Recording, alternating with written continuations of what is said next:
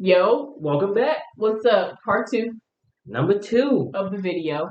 1 year anniversary. Yes, we're back because, like we just said, 1 year with Mr. Brock. It's been awesome, honestly. Feel good, feel productive. It's been a quick year. Oh, it's been. It's been very quick. I feel like I blinked. I was like, man, we're back again in August. Okay. But no, it's been awesome. Like, we just kind of wanted to update you guys, let you know what we've been up to in terms of like the mental, the spiritual, the business, all that good stuff. So we're just going to start with some business updates and things like that. So, as you guys already know, back a year ago, I was making about $20, $30 per dog training session. Well, guess what? After a year, we're making triple digit. We're making $100 per basic training session. Yes. You know, Mr. Brock has helped us revitalize our system. We've been putting in new programs to better benefit the clients. We're bringing in packages that are personalized for the client. Yes. And they're packed themselves. So, depending on what they need and what it is that we can actually do for them, we will provide it. If not, we also provide information as well. So it's not just the dog training side of it. Also providing information and resources to reach out. So hit us up if you need some dog resources. Like, we're always willing to talk. Doesn't matter what the breed is, because we love just kind of like the different nuances that come with all the different breeds and stuff anyway. So yeah, definitely. Pack Mentality LLC. Hit us up if you need any dog training or dog information. We love it. That's what we do. It's what we do. So we just kind of wanted to give y'all that rundown real quick, but we also wanted to talk about just some of the things that Mr. Brock, of course, is continuing to teach us. It's a journey, but the thing is that we enjoy the journey while we're on it. So as we are continuing to stick close to him and learn his ideology when it comes to business and things like that, some of the key things that he is always reiterating to us is things like consistency, things like focus, and also, having like a one-track mind. So consistency, pretty self-explanatory, just the work that you put in every day, even if it's a little bit, something that you're doing every day. It's easier said than done because you have so much enthusiasm in the beginning. You're like, oh yeah, I can do this forever. And then you have that one day you're like tired and you're like, oh, I'll do it tomorrow. And that is like one of the biggest momentum killers, to be like, I'm gonna just do it tomorrow. Nah. Do it now. Do that now. So don't even worry about that phrase. But you want to be consistent in whatever it is that you're doing, because that's how you actually see results. The next thing was, once again, that focus. So focus, with the focus of the what Ms. Brock was teaching us, was to stay focused on the goals that you set for. Yes. You can set you a big goal, but also have many goals that you set that you can accomplish along the way. Because life happens, things happen. So you want to make sure you can stay focused on the path. And when those obstacles get in front of you in your path, you want to be able to get around them and get through them without losing the focus and forgetting exactly why you started doing the business or the path that you're on now. You don't want to forget what you're doing. Stay focused on it, keep it in your mind. Yeah. And keep going for it. 100%. And that goes into the next point, which is having that like one track mind, right? And that it runs very parallel to having focus, because in the world today, it's very easy to be distracted because there are so many things that you can be doing, right? Like, you can be a doctor, a lawyer, you could be a YouTube influencer, like, you do whatever. TikTok videos. Whatever. You can, you know what I'm saying? You could do anything, and it is a wonderful thing, but it can also be very, like, chaotic when it comes to you trying to figure out, like, what am I going to do and stick to? Because anything that you choose, like Lehman mentioned, is going to come with obstacles. But if you don't have that steadfast nature that says, I'm not going to jump ship just because the waters are rough, then you know what? Okay, you are actually going to reach your goal. But if you're very quick to say, you know what, things are getting too hot in here, I need to jump ship, I need, switch it up, whatever, then it becomes harder and harder for you, because you're not putting all of your power and energy and focus into one central direction. You don't like it. So trust and believe, you can't get accomplished a lot of things doing something like that, because like Chelsea said, if you're not putting 100% into what you're trying to do, then you can't really expect to get 100% results back from everything that you're spreading yourself out too thin to do. I agree 100%. So, you definitely want to be mindful of that. And Mr. Brock, he is so vigilant when it comes to those things because he has been doing business for so long that he has helped us kind of have a different way of thinking when it comes to, just kind of thinking about what your goal and what your passion is, reaching your full potential. You don't get scared off easily. You don't get scared off at all. You're like, hey, it's whatever. I'm coming back tomorrow bigger and better and stronger. So the next thing that we kind of want to talk about is just some of the things that we have learned as we have been on this journey.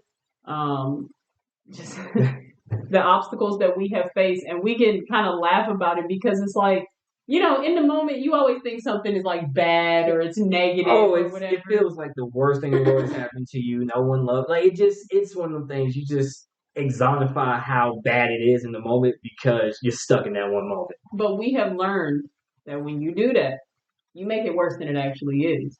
So what you want to do is you want to take a step back and say, you know what? It's not bad. It's not good. It's a thing that is happening. Mm-hmm. So it's a thing that's happening in my life. So what is it that I need to do to get through it? So we just want to share some of the stuff that we went through. Car. Car. We could do a whole video on the car. So the car. We went through a lot of obstacles with the car. The biggest, there was a point in time where we wanted to sell your car and my car at one point. Yeah. We got to the point where it was breaking down a lot. We didn't want to keep putting money into it. Yes. And we talked to Mr. Brock before we did anything because we were on the verge of doing it. Mr. Brock talked us down. He was like, think about it like this. You're going to go put yourself in debt over $10,000 to buy you a car that can break down just like yours is now. Or take that same $10,000, put it into the car that you have that is already paid for. Mm-hmm. Put it into there, fix it up, and now you have a better working car that is not a liability anymore. Now it's an asset. It's like you want to just kind of transition that thing over where, and when we say asset, once again, we want to be very clear because our business is centered around being mobile. So clearly the car is how we get there. So, when we were sitting down kind of thinking about it, it was very easy for us to say, well, we don't have any time. I have to go to work tomorrow. We need to figure out what we're going to do and to get frustrated and locked into a mode. But I remember Lehman and I talking about it, and I remember saying, like, why are we making decisions like how we did back when we were desperate? Like, why are we making it seem like we can't put our heads together and actually come up with an awesome plan that's not going to put us $10,000+ in debt? Let's not play ourselves, right, and pretend like we don't have it because we do. And we did, like you said, we definitely did have it. It just took that, taking a step back from the moment and being like, hold on, okay, this is happening. All right, what can we do? How much time do we actually have before we need this to be done? Yeah. So we used it as an opportunity to reassess the resources that we had around us. We reached out to people who we knew fixed cars, knew things about cars, people who, have helped us before when we've had problems and things like that. And we really put it out on the line to say, you know what? Let's really take inventory of the resources, once again, that we have around us and not pretend as though we are in the same position we were in before. Right. And we were pleasantly surprised to find someone through Lehman's dad, actually, who very reputably, because he used to own a shop, he's retired now, but he still fixes cars. And he does an excellent job. Hit us up. He's amazing if you need him. An excellent job at fixing cars. Absolutely, man. You still get your warranties and all that other stuff. Like I said, he's still in the loop. He's building vehicles from the ground up. So when you actually take a chance on yourself and say, you know what, I'm not going to make a hasty decision because I'm being, I feel like I'm being backed into a corner. I feel like I don't have any time. I'm going to actually, plan them. Like slow that problem down and be like, no, I got this. I'm taking a fighting stance. I'm not going to just kind of run away from the problem. We got this. So that's something that he's definitely just helped to polish up in us. Definitely, because there have been many a times where we thought we had to make a decision. He'd be like, oh, no, you don't have to do that. Just take time. Yeah. Call around, ask this person, ask for this person. Just things that you wouldn't think about doing in the moment because, you have your emotions going and everything like that. You're trying to analyze, how do I get out of the situation the quickest? Yes. You know? And that's, it happens with everybody. You just have to, once it happens, acknowledge it, take a step back, analyze it, figure it out. And do what you have to do. And that actually goes into the next point of something that he's always helping us to kind of mold and shape. And that is the idea of like thinking different.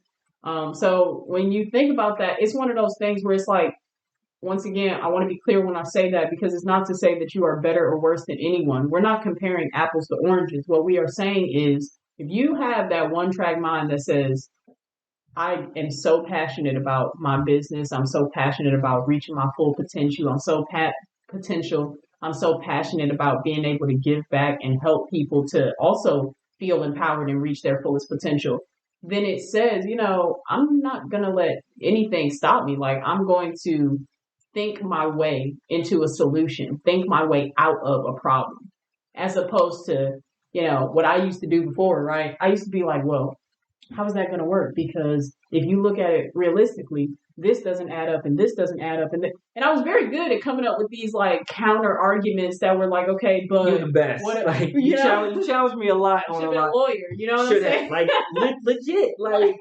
Like so and Chelsea says I'm saying, she could come up with counter arguments. So I was on the opposite side. I'd be very optimistic about it, like, oh, it's gonna work. It's going to work. And I'm like, okay, well, what research did you put into that? How do you know? Like, I can't just take a word for it. I'm a scientist. Like, I'm already skeptical in my soul. So I'm just trying to figure out what we're talking about right now. But it's one of those things where you really just have to think differently. And it's not to say be like that. Please don't be like that. Please don't be like me.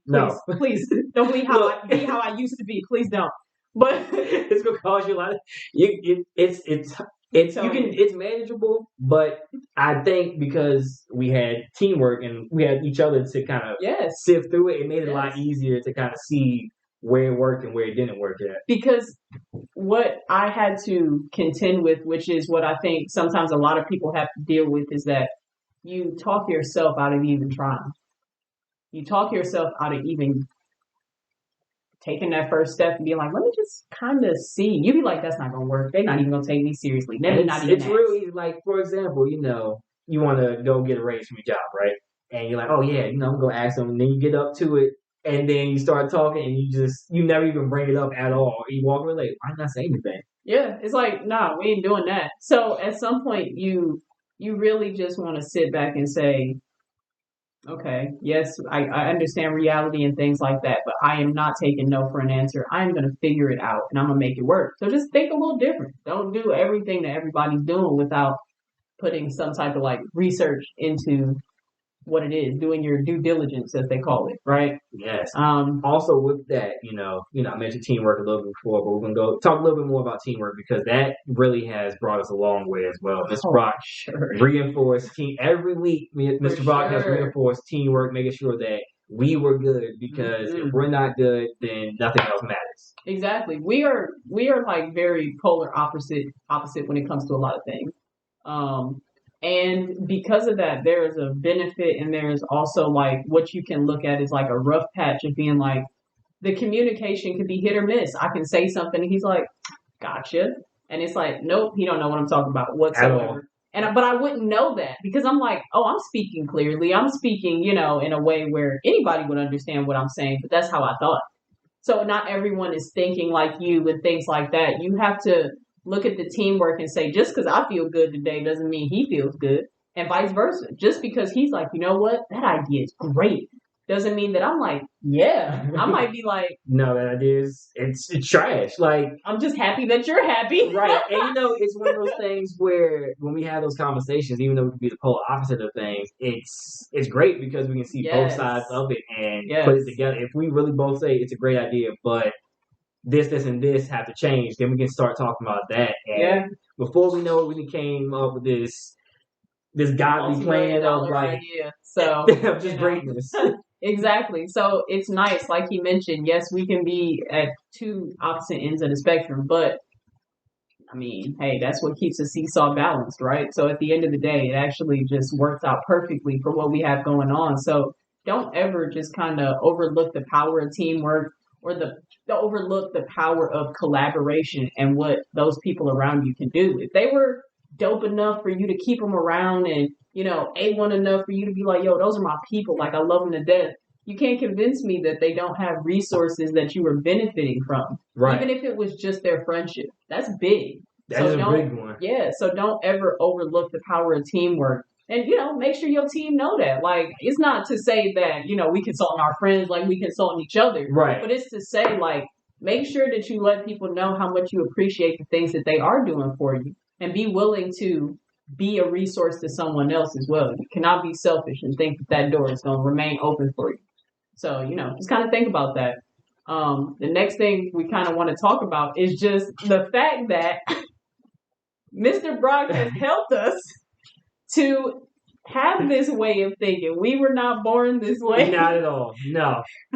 Like by any means. In the beginning, you know, it was one of those, Mr. Brock says it all the time in our meetings, you know, I was kind of sitting back. I was far away from the camera, you know, just kind of feeling it out and everything like that. I was ready to go. You can already tell I was ready. I was like, Mr. Brock, come on, man, let's go. I got ideas right here. Let's do it. Well, about 3-4 weeks in, I surprised him. He came on the camera, and here I was in front and center, and he was shocked. He was shocked to see that I was ready, engaged, and willing to be in the meeting and learn, because it just shows, that just goes to prove in the 3-4 weeks that we had prior to that, he actually hit home with a lot of what he was saying. He really made me think about how I was handling life, how I was making decisions, and really just kind of confronting myself and being like, okay, well, this, and this is what I'm doing, and I'm getting these results, so I need to make changes. And I didn't have to make the changes immediately. No.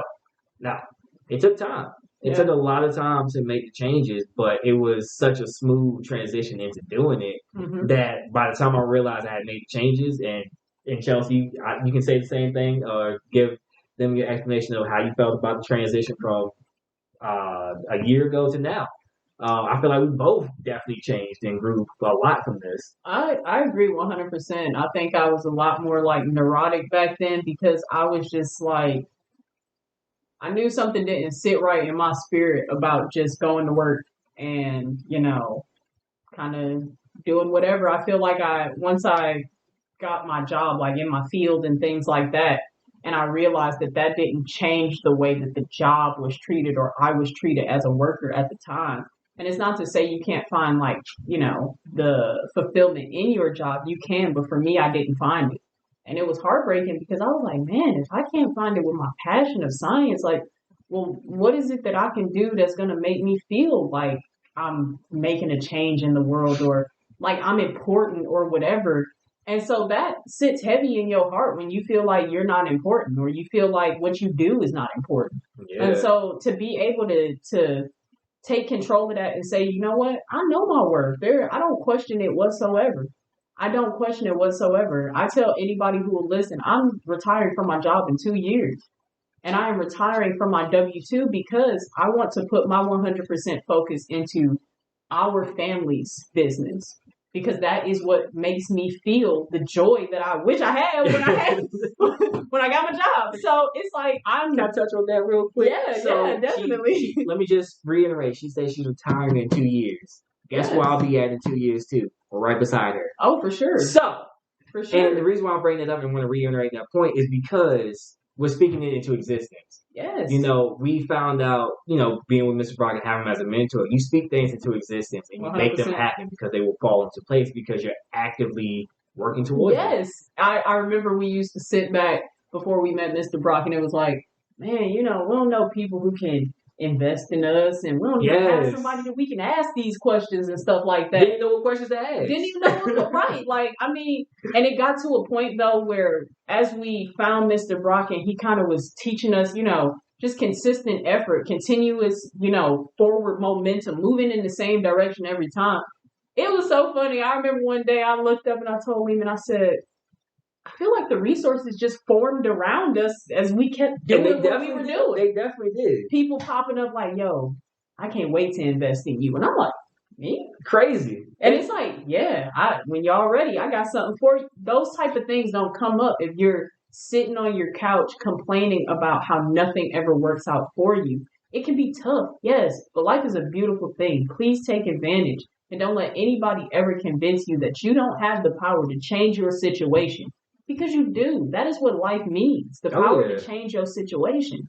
Don't just leave it to whoever, you know. Yeah. Take control of it. Make it happen. Make it what you want it to be. Don't live passively in your life. Live actively. Ooh. Like, nice one. No, seriously. I mean, seriously. And that's one of the biggest things that Mr. Brock has pushed us to understand and to truly digest. When it is your time and you can, sit back and think about all of the things that you have done in your life, the people that you helped, and the mark that you made on the world, you do not want to have regrets. I know that I'm personally not going to have any because I'm giving everything I have right now. And that makes me happier than I have ever been. So I appreciate you, Mr. Brock. Love you to death. Like, you have no idea how much you have changed our lives for the better. It's crazy. I mean, whatever we can do to just kind of inspire other people to do it as well, we are willing to do, because I mean, just the liberation that you feel to be able to wake up and say, wow, I don't have to go anywhere. Because the thing that I love to do is like right here at my feet. The people I love are right here. It's like you're not having to, go and do something for somebody else if you don't want to. You're here in your moment, in your life that you want to have. Yeah. And that's just, I mean, I can talk forever. Like, I'm just saying, I can talk forever about it. It's a beautiful thing. We really appreciate like everything that you have done for us, Mr. Brock. And like I said, I encourage people to just kind of inquire about it. Just look into it. Just really think about it. Just one day say to yourself, what would it look like if I was truly making decisions to change my life and steer it where I always say, man, I wish I could do that. That's so cool. I wish I could do that. Yes, you can. You can. So don't be that person that's saying, that's cool, I wish I could do. No, do it. Put your mind, put 100% effort into it and get it done. Yes. And I'm telling you, what you need, the mentor, the money, the time, the energy, whatever it is, that stuff will start to float around you because it's you. It's you. You'll be standing up looking around like everywhere you look, you got a resource. Yes. You got everything you need to make it happen. Like, you won't even be have an excuse to be like, oh, I can't do this. Yeah. You'll be saying, oh yeah, I got that. Yep. Got it. Easy. 100%. So we just wanted to go ahead and thank you again, Ms. Brock. It's like the fifth time we did it. We're going to keep thanking you. We're going to keep doing it. But thank you again. You're awesome. You. Yes, we love you. We love you. And, I admire what you're doing. And I can't even imagine the number of people that you're going to inspire. Definitely. As you continue on this path of, mentorship. So if we can help you in any way, just let us know. Like I said, we're here for you. Yes. We're living proof of a year mentored under you. We're living proof that you can make a change. For sure. So we love you. We love you guys that's watching the video and everything else. And just stay great. Encouraged. Yeah, stay great and be encouraged. What did they say? Do it now? Do it now. Do it now. Yes. All right, guys. I love y'all. Have a good one. Bye.